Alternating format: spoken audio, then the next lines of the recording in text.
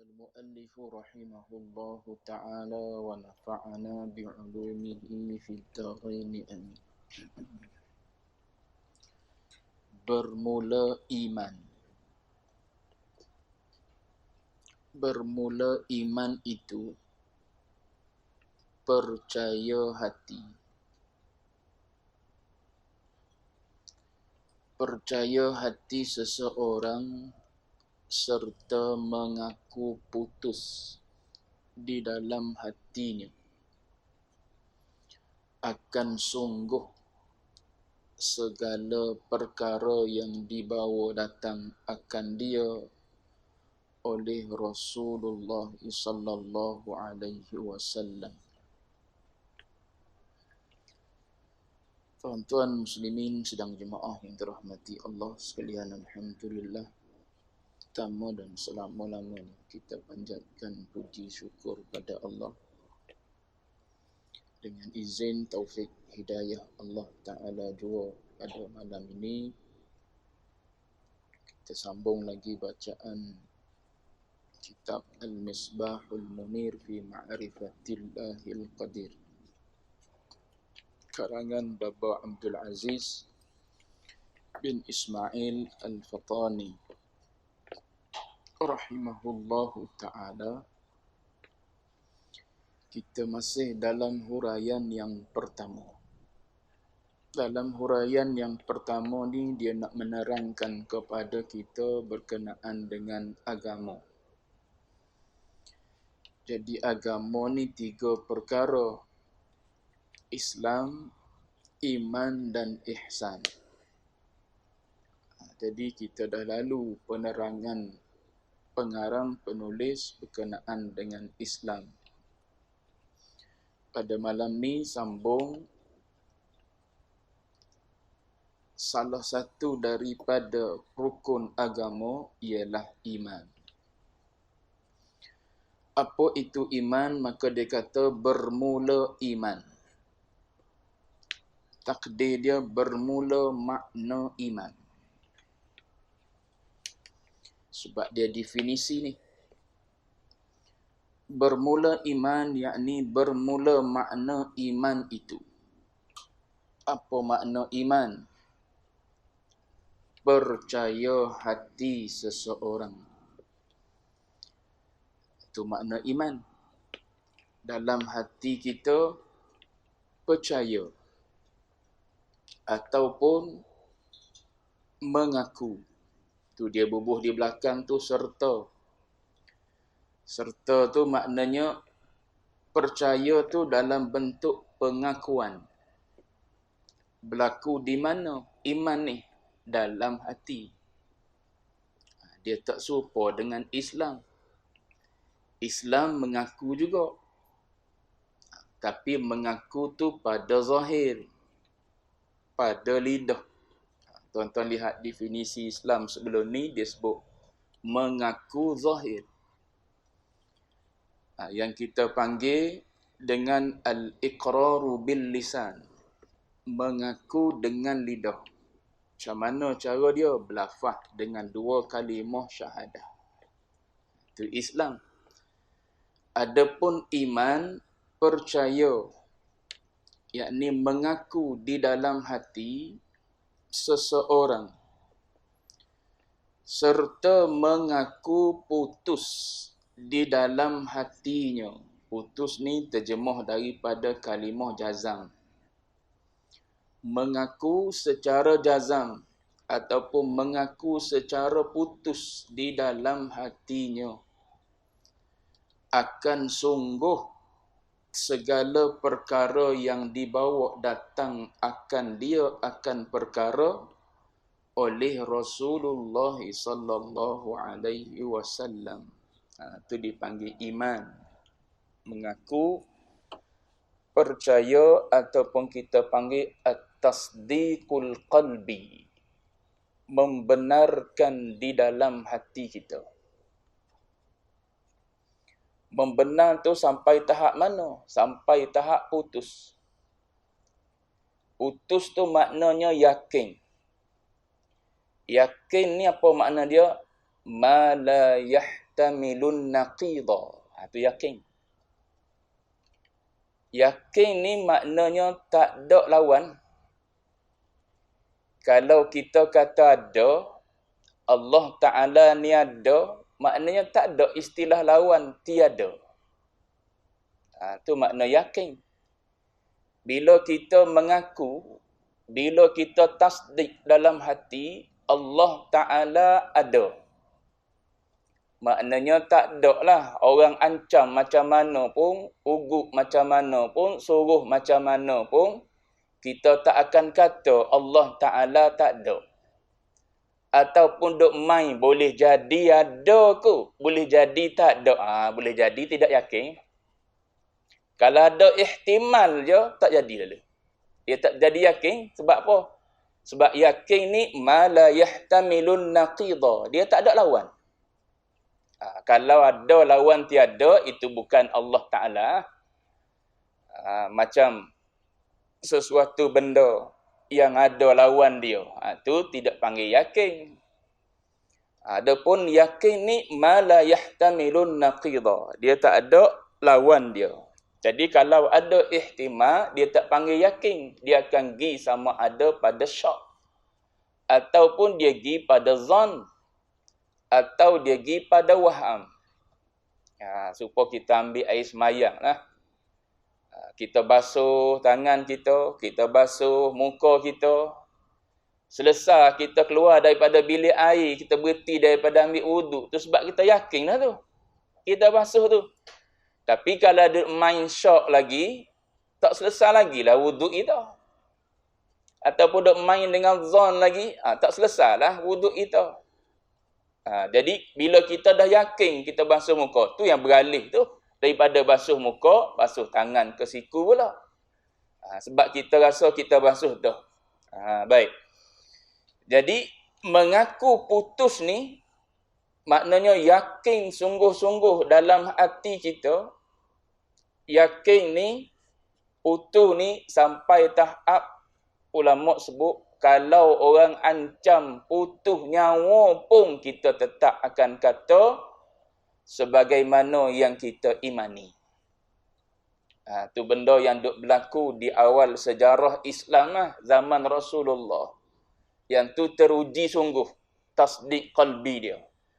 Teruji sungguh iman yang ada dalam hati para sahabat pada masa tu. Yang beriman dengan Allah, beriman dengan Rasulullah. Allah Ta'ala uji sungguh. Nak tengok betul tak tasdik yang ada dalam hati, pengakuan yang ada dalam hati mereka tu betul-betul yakin sungguh yang Allah Ta'ala ni ada. Pencipta. Maka Allah Ta'ala uji beberapa orang sahabat. Maklum dalam sejarah antaranya Bilal bin Rabah. Tu diuji sungguh-sungguh tu. Diletak di tengah panah, dipakaikan baju besi, letak pula tengah panah, diheret tengah panah.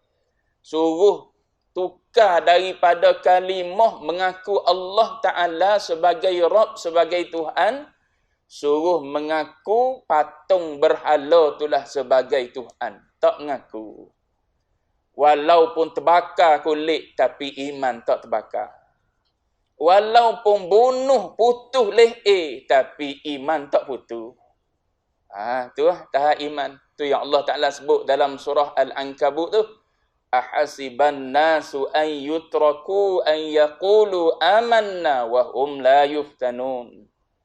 Ahasiban nas, adakah manusia menyangka mereka berkata an yaqulu amanna, mereka berkata kami beriman, wahum la yuftanun, padahal mereka tak diuji iman dia. Cukup kau dengan qadar kita sebut aku beriman pada Allah Ta'ala, lepas tu tak diuji iman dia. Tahap macam mana? Sungguh kau tasdik dengan Allah Ta'ala ni.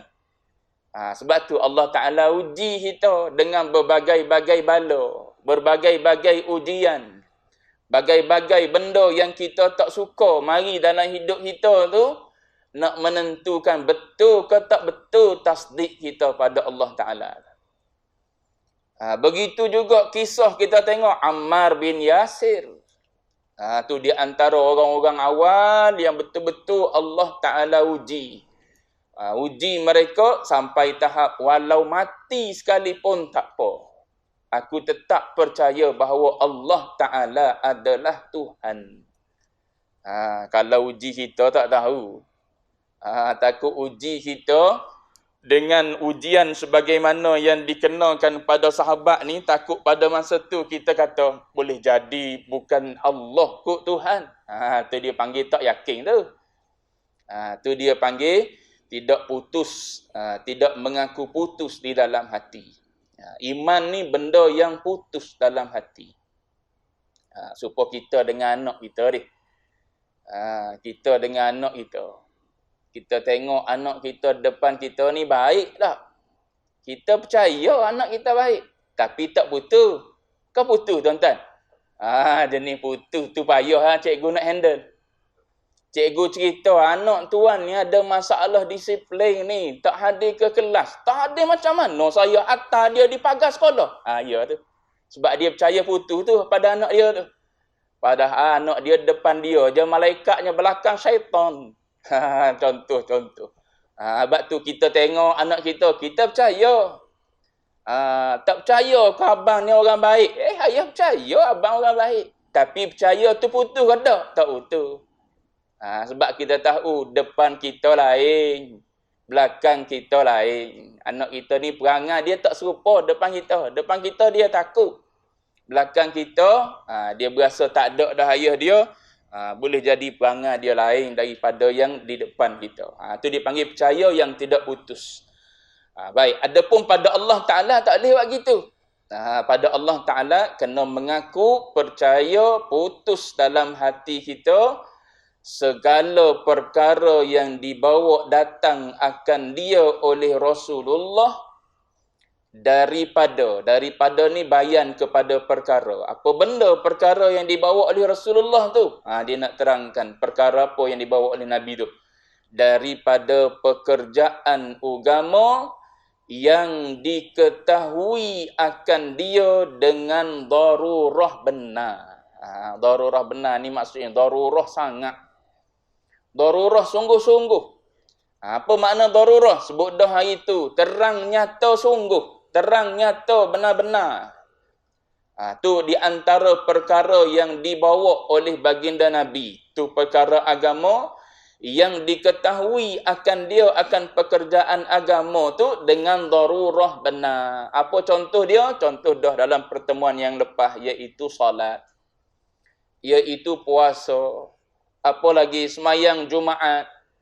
Tu siapa-siapa pun tahu dia adalah amalan orang Islam. Orang kafir tengok orang Islam tak pergi sembahyang Jumaat pun pelik dia tu. Mu tak pergi sembahyang Jumaat ke hari ni hari Jumaat ni? Kita diingat zaman PKP lagi kali. Tak pergi sembahyang Jumaat dia. Duk galik dengan apa? Dengan kedai dia, dengan kopi dia, dengan jual dia dan sebagainya lah. Jadi nak beritahunya darurah benar sangat agak apa perkara-perkara yang dibawa oleh Nabi ni. Sampai orang yang bukan Muslim pun tahu. Sebab tu dia sebut tu, dengan tidak kena fikir. Tak payah fikir. Sembahyang Jumaat ni orang tahu dah. Budak kecil pun tahu wajib sembahyang Jumaat. Sembahyang lebih-lebih lagi, sembahyang 5 waktu. Puasa bulan Ramadan pun orang tahu, orang kafir pun tahu puasa Ramadan ni wajib pada orang Islam. Bahkan ada orang kafir yang tak nak masuk Islam. Sebab apa? Sebab tak nak puasa.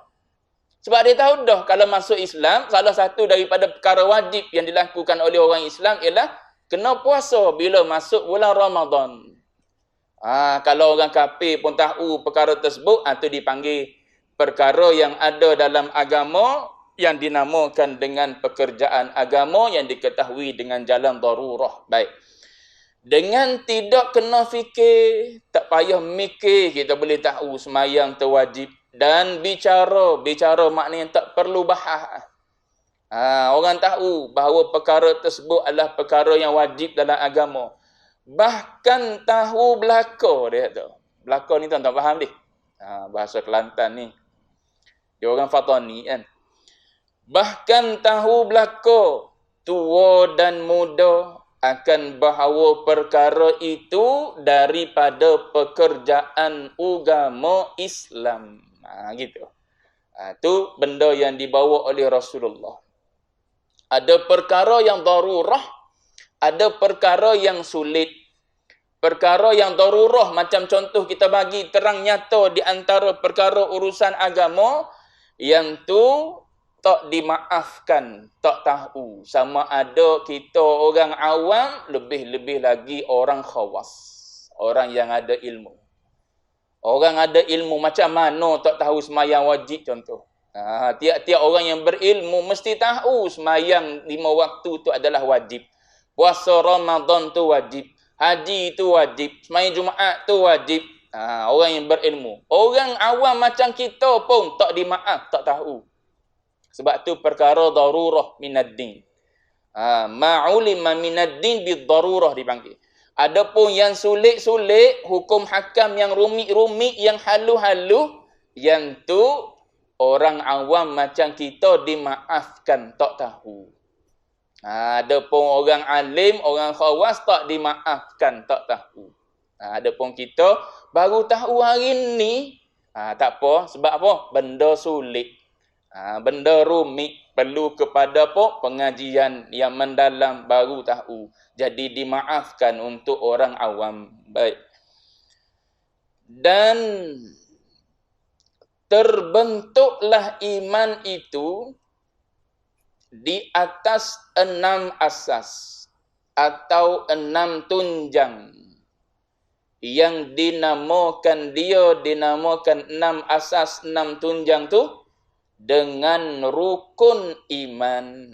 Kita panggil 6 rukun 6 perkara tu dengan rukun iman yang 6. Baik.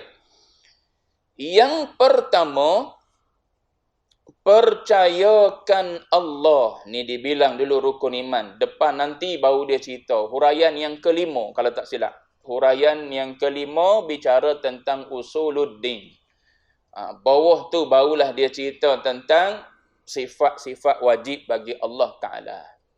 Sini dia baru nak cerita pengenalan agama. Ada 3 perkara ni pada kita, maknanya kita ni orang yang beragama. Dah ada rukun iman, ada rukun Islam, masuk pula dengan ihsan satu lagi depan nanti, maknanya kita ni dah kira orang yang beragama. Baik. Yang pertama, percayakan Allah. Rukun iman yang pertama. Makna apa? Makna percayakan Allah tu. Mengaku putus di dalam hati seseorang dengan tentu sungguh Allah Ta'ala itu Tuhan yang bersifat ia Allah dengan segala sifat-sifat ketuhanan. Tu mengaku dalam hati, percaya sungguh-sungguh, tasdik sungguh-sungguh dalam hati, hanya Allah Ta'ala sahaja yang bersifat dengan segala sifat ketuhanan. Kita panggil sifat uluhiyah. Sifat ketuhanan. Apa yang akan dia bilang nantilah. Yang pertama sekali, sifat wujud bagi Allah Subhanahu wa Ta'ala. Sifat ketuhanan, sifat pemilikan bagi Allah Ta'ala yang melayakkan pengabdian pada Allah Ta'ala. Maka dia kata, jika seseorang itu tidak mengaku putus dengan sungguh begitu. Tak mengaku secara putus dengan sungguh begitu, maknanya dengan Allah Ta'ala sahaja Tuhan yang memiliki sifat ketuhanan. Atau ia mengetahui jua dengan tidak mengaku. Dia tahu, tapi dia tak mengaku. Yang pertama dia kata tak mengaku putus dalam hati. Yang kedua dia kata tahu dengan tidak mengaku. Maka jawab dia adalah ia mengaku tidak putus ataupun tahu tak mengaku ni tidak beriman dengan Allah Ta'ala. Tak beriman lagi. Kalau mengaku tak putus dalam hati. Ada lagi kot kuasa lain. Duk berasa ada lagi kuasa lain yang boleh menentukan. Ada lagi kudrat lain yang boleh menentukan hidup kita begini-begini. Tu kepercayaan-kepercayaan yang karut-marut itulah. Ataupun tahu tak mengaku. Tahu tapi tak mengaku. Contoh mudah gini. Contoh mudah. Musim pilihan raya. Contoh pilihan raya senang sikit. Hari penamaan calon. Orang ni dia bawa calon A. Gi tempat pendaftaran calon. Seorang lagi bawa calon B. Gi tempat penamaan calon. Lepas tu, bila dah mengundi, maka yang menang katakanlah si A menang. Maka yang bawa si A ni, dia tahu sebab dia yang bawa calon tersebut. Dan bila calon A menang, maka dia mengakulah kemenangan calon A. Si B ni dia bawa calon B. Dia tahu selepas keputusan diumum, yang menang tu adalah si A. Tapi yang bawa B ni dia mengaku dah A tu menang. Tak mengaku sebab tu duk usaha lagi tu. Lama dah naik PM10. Ada lagi orang tak mengaku. Duk usaha kalau boleh nak suruh turun naik orang lain. Tak gitu? Contoh ni, contoh Suluddin ni. Nak suruh mudah faham dia. Ada lagi perancangan-perancangan orang-orang yang tak boleh mengaku bahawa dia dah diangkat sebagai pemimpin utama dalam negara. Yang tu duk usaha tu. Sebab tu ulama kata, tahu dan mengaku dia tak berlaziman.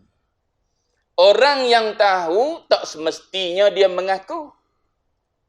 Macam contoh. Tadi contoh akli. Nak suruh mudah kita faham. Dekat dengan akal kita. Contoh. Abdullah bin Salam. Yahudi. Yahudi. Yahudi ahlul kitab. Maknanya dia ni ulama Yahudi. Dalam kitab Taurat, dalam kitab Injil, duk cerita tentang Nabi ni sebiji-sebiji.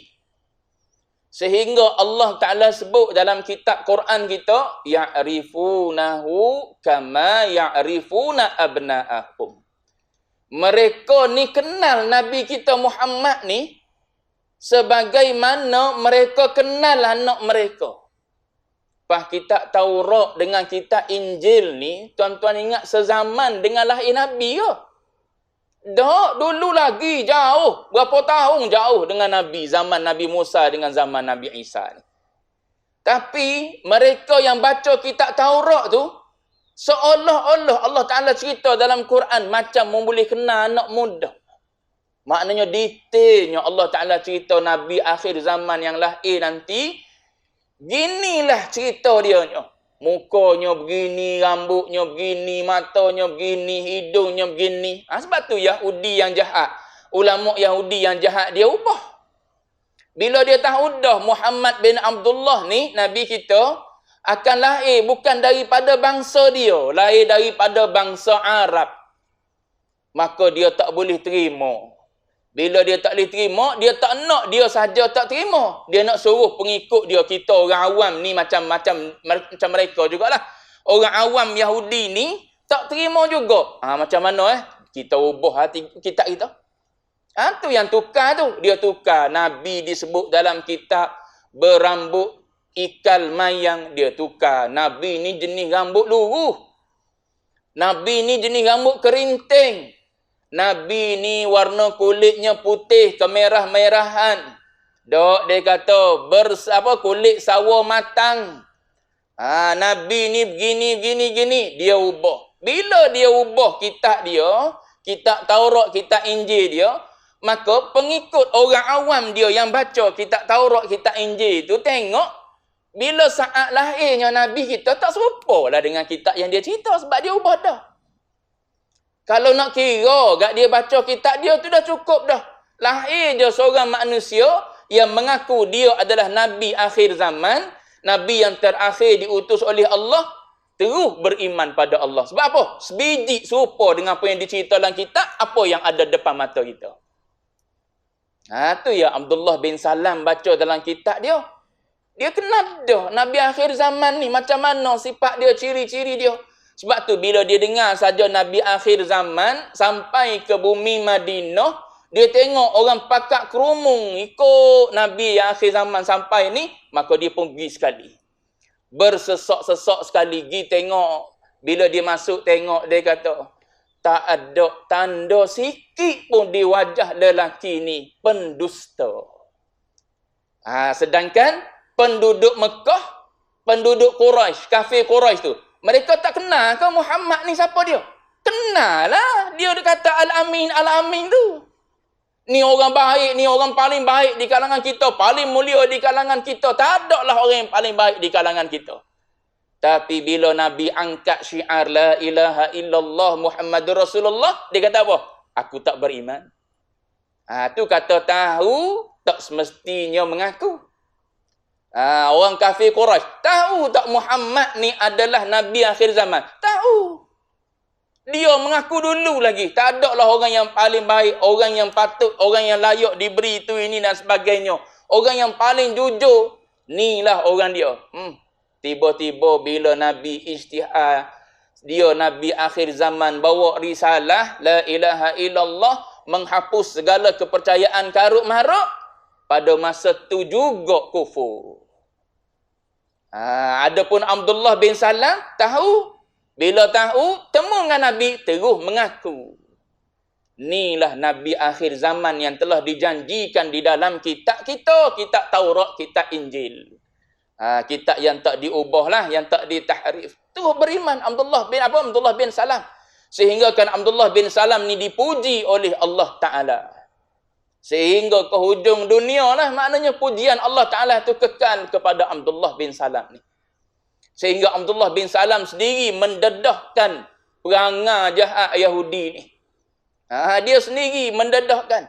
Saat dia masuk temu dengan Nabi, dia suruh rahsia dulu mula-mula. Dia duduk dalam rumah Nabi tu. Dia dah beriman dah kepada Rasulullah. Dia suruh Rasulullah cerita kepada Yahudi yang mari. Dia kata, mu kenal ke Abdullah bin Salam? Orang Yahudi pun kata, aku kenal Abdullah bin Salam ni. Orang baik, pemimpin kami yang paling kami tahu kebaikan dia, kejujuran dia, kealiman dia. Puji. Lalu Nabi kata, Abdullah bin Salam telah beriman kepadaku. Kata Yahudi, dialah sejahat-jahatnya. Tengok Yahudi. Punya perangai. Tu kata tahu, tapi tak semestinya mengaku. Dia nak tahu dan mengaku sekali. Tengok dibagi dua tu. Tidak mengaku putus dengan sungguh begitu. Maknanya Allah Ta'ala ni Tuhan yang memiliki segala sifat ketuhanan. Satu. Yang kedua, mengetahui jua, tahu saja. Dengan tidak mengaku. Maka adalah dua ni, adalah ia dua tu. Mengaku, tidak mengaku putus dalam hati, ataupun tahu dan tak mengaku tu, tidak beriman dengan Allah Ta'ala. Maknanya kafir lagi. Kafir lagi. Dan adalah ia tahu dan tidak mengaku tu. Orang yang kafir di sisi Allah Ta'ala. Kafir dia. Yang terakhir yang mengaku, yang tahu tak mengaku. Tahu tak mengaku. Di sisi Allah Ta'ala kafir. Dan jikalau sembahyang puasa sekalipun, kita hanya menghukum zahir. Kalau ada orang yang macam ni, dia sembahyang, dia puasa, serupa dengan orang Islam, tapi dalam hati dia tak mengaku. Kita orang yang tahu ni hanya menghukum dia pada zahir sahaja. Adapun pada sisi Allah Ta'ala tahu orang yang macam ni adalah kafir. Tu benda yang duduk dalam hati kan. Kita tak disuruh untuk membelah dada. Nabi sebut dalam hadis, aku tak diperintahkan oleh Allah Ta'ala untuk membelah dadanya. Sebab tu dalam hadis sebelum ni kita baca tu, sehingga mereka mengucap 2 kalimah syahadah. Tahu dah tu. Maknanya mulut sebut dah. Maka kita kena anggap dia sebagai Muslim. Mati dia dengan kita tahu dia mengucap 2 kalimah syahadah, kita kena tanam dia di perkuburan Islam. Adapun mengaku tasdik dalam hati, yang tu Allah Ta'ala saja tahu. Adapun iman dia nak tengok yang tu. Dia nak tengok yang mengaku tasdik putus dalam hati bahawa tiada Tuhan yang lain kecuali Allah Ta'ala. Itu iman. Baik. Satu. Yang keduanya, kedua daripada 6. Percayakan akan malaikat. Maknanya apa? Makna percaya akan malaikat ni, mengaku putus di dalam hati seseorang akan bahawa malaikat itu tentu sungguh ada. Kena percaya gitu. Tuan-tuan, kita ni tak apalah.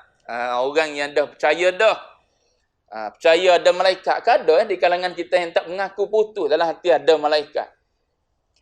Amal luar lain tak serupa dengan mengaku tu cerita lain lah. Kita dari sudut mengaku percaya, mu tak percaya kau ada malaikat rakib dan atid kiri kanan. Wey, jangan kata aku tak percaya. Aku percaya sungguh-sungguh. Patut mu sedap awak dosa tu. Tu lain cerita. Iman ni anda tebal, ada nipis. Tain tebal tu, beringat sungguh-sungguh kita. Nak keluar sepatah mulut pun beringat tain iman tebal. Tain iman nipis ke, sedap caci maki orang. Macam tak ada dah malaikat kiri kanan. Tapi dari sudut mengaku putus percaya, aku percaya ada malaikat walaupun tak pernah nampak, tak pernah tengok. Sebab apa? Quran cerita, Nabi cerita dalam hadis dia. Tu cerita keadaan iman seseorang lah. Cuma iman ni mengaku putus dalam hati bahawa malaikat ni tentu sungguh ada. Walaupun kita tak nampak. Dan ia malaikat ni setengah daripada makhluk Allah Ta'ala.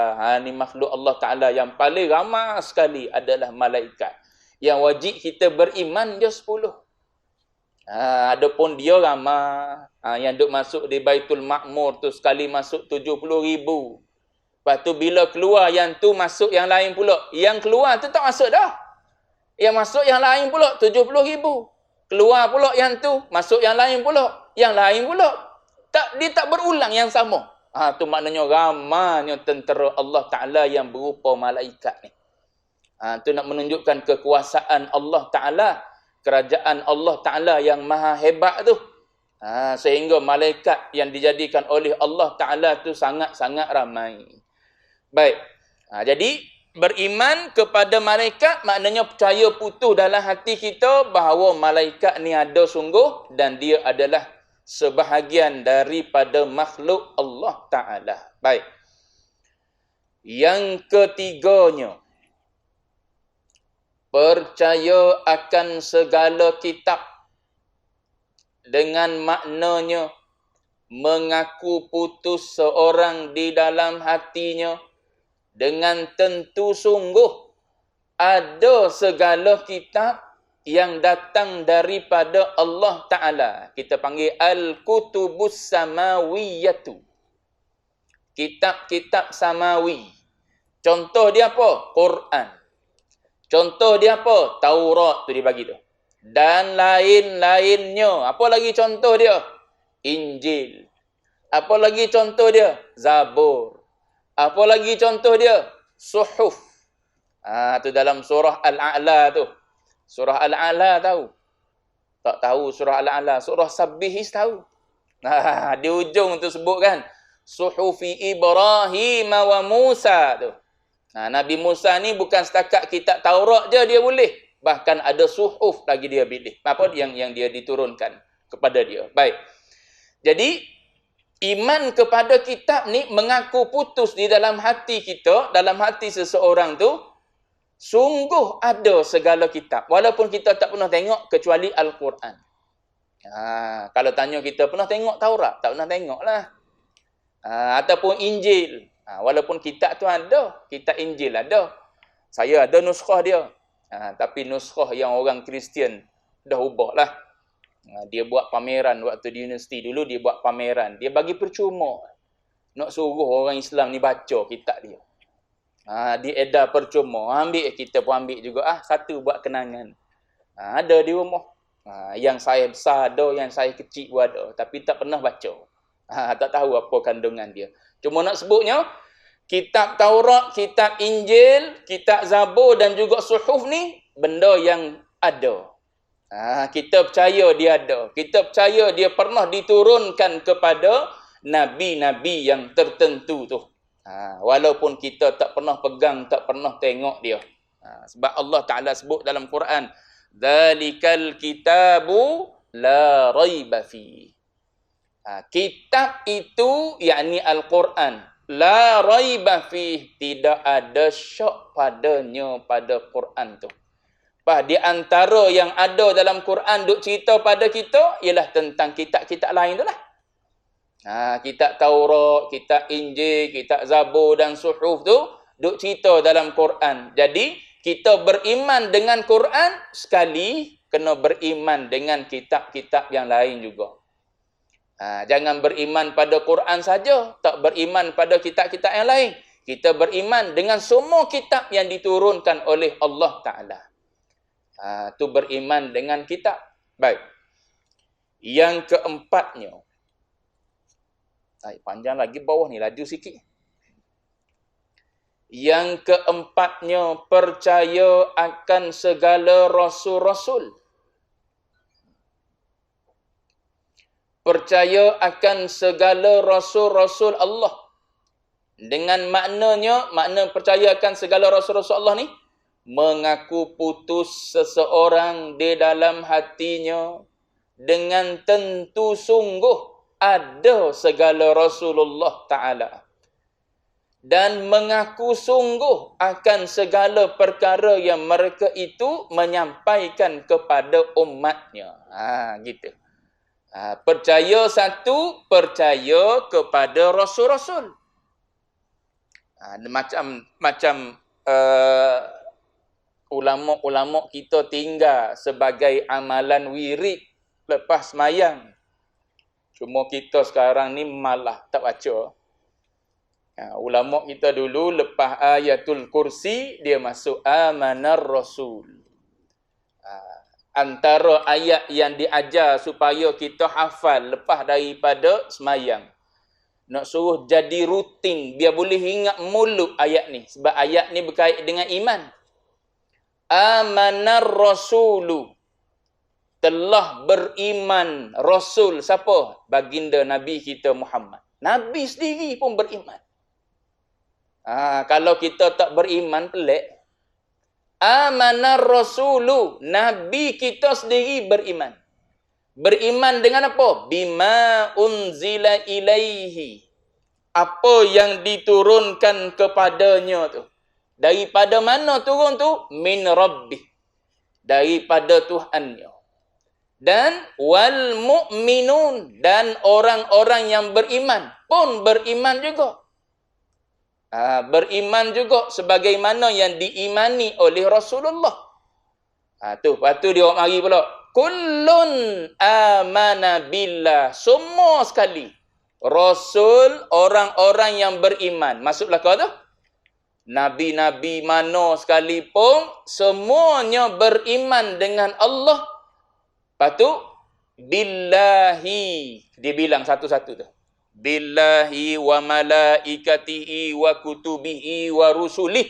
Tu rusul tu datang perkataan jamak tu. Beriman dengan Allah, beriman dengan malaikat, beriman dengan kitab-kitab, beriman dengan rasul-rasul. Kullun. Semua sekali beriman. Nabi mana-mana pun beriman dengan segala nabi. Beriman dengan segala kitab. Beriman dengan segala malaikat. Beriman dengan Allah. Semua. Dan orang beriman pun sepatutnya begitulah. Beriman dengan Allah, beriman dengan malaikat, beriman dengan segala kitab, beriman dengan semua rasul. Sebab tu kita, bila kita beriman dengan baginda Nabi Muhammad, maka lazim kita beriman dengan baginda Nabi Muhammad, kita beriman dengan segala Nabi. Dia tak serupa dengan Yahudi. Yahudi kata dia percaya kepada kitab Taurat. Nabi dia Nabi Musa, Nabi dia Nabi Isa. Percaya kok mana dia tak beriman dengan Nabi Muhammad? Kalau dia percaya dengan kitab Taurat, dia beriman dengan kitab Taurat, beriman dengan kitab Injil, Zabur, dan beriman dengan nabi-nabi yang diutuskan kepada mereka, sepatutnya dia berimanlah kepada Nabi Muhammad. Sebab nabi mereka dah mengisyaratkan dah bahawa nabi akhir zaman akan lahir, bawa risalah. Maka kamu yang datang pada zaman tersebut kena beriman dengan nabi akhir zaman. Maka mereka dihukum oleh Allah Ta'ala sebagai kafir. Sebab apa? Memisahkan antara nabi dengan nabi. Sebab tu dalam tu baca, la nufarriqu baina ahadim mir rusulih. Jangan pandai-pandai pisahkan, asingkan antara nabi ni dengan nabi ni. Aku nak beriman dengan nabi ni lah, tak nak beriman dengan nabi ni. Tu ayat tu duk baca dah tu. La nufarriqu baina ahadim mir rusulih. Walaupun kita bukan umat Nabi Musa, bukan umat Nabi Isa ataupun umat nabi-nabi yang lain, tapi kita beriman start daripada Adam sampai Nabi kita Muhammad. Tu Islam ajar pada kita. Dia tak serupa dengan ajaran-ajaran lain. Ajaran yang sesat lah. Dia beriman dengan Nabi dia kata, tapi tak beriman dengan Nabi akhir zaman. Sebab tu ulama kita suruh jadi wirid tu. Sebab dia ayat pegangan. Mari di kita mutaakhir ni, Nabi tak baca. Maka tak payah baca. Bid'ah kalau baca. Ulama kita dulu nak kalau boleh biar ayat ni duduk dalam dada umat Islam. Sebab tu dia jadikan wirid. Dia nak suruh umat Islam ingat ayat ni. Sebab ni ayat beriman kepada Allah, kepada malaikat, kepada kitab, kepada Rasul. Bila dah beriman kepada Allah, kitab, Rasul, dalam itulah duk cerita tentang hari kiamat. Nabi duk cerita tentang hari kiamat. Dalam kitab cerita tentang hari kiamat. Dalam itulah duk cerita tentang qada qadar semua sekali tu. Maka kita beriman dengan Quran, termasuk dalam beriman dengan Quran tu, kita percaya adanya hari kiamat, kita terima segala ketentuan qada dan qadar Allah Ta'ala. Depan nanti dia cerita bab qada qadar. Sebab bab qada qadar ni ramai orang tergelincir. Ada orang yang jadi kafir dengan sebab qada, ada orang jadi kafir dengan sebab qadar. Nanti dia cerita. Sini dia tak terperinci lagi. Depan nanti dia cerita bab sifat nanti. Kita boleh tengok detail lah. Baik. Mana tadi? Isyak dah. Boleh berhenti tu stesen dia. Yang keempatnya, percaya akan segala Rasul-Rasul Allah. Macam mana percaya dengan Rasul-Rasul Allah ni? Dengan maknanya mengaku putus seseorang di dalam hatinya. Dengan tentu sungguh ada segala Rasulullah Ta'ala dan mengaku sungguh akan segala perkara yang mereka itu menyampaikan kepada umatnya. Tu apa yang disampaikan? Quran.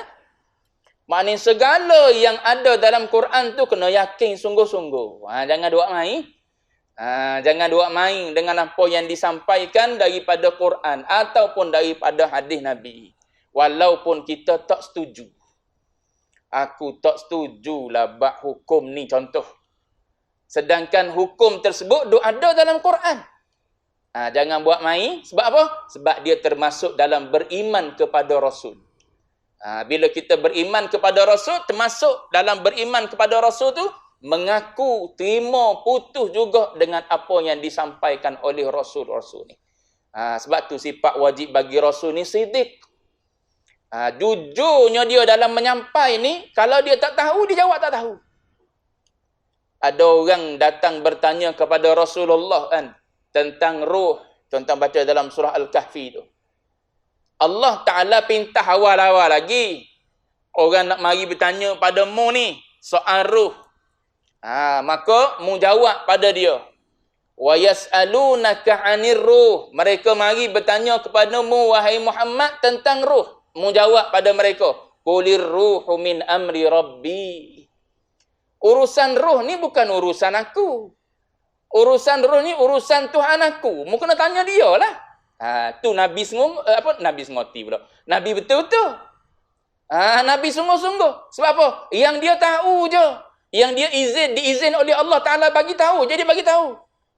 Pelik lah kalau ada agamawan tahu belakang. Nabi jawab tak tahu, kalau dia tak tahu.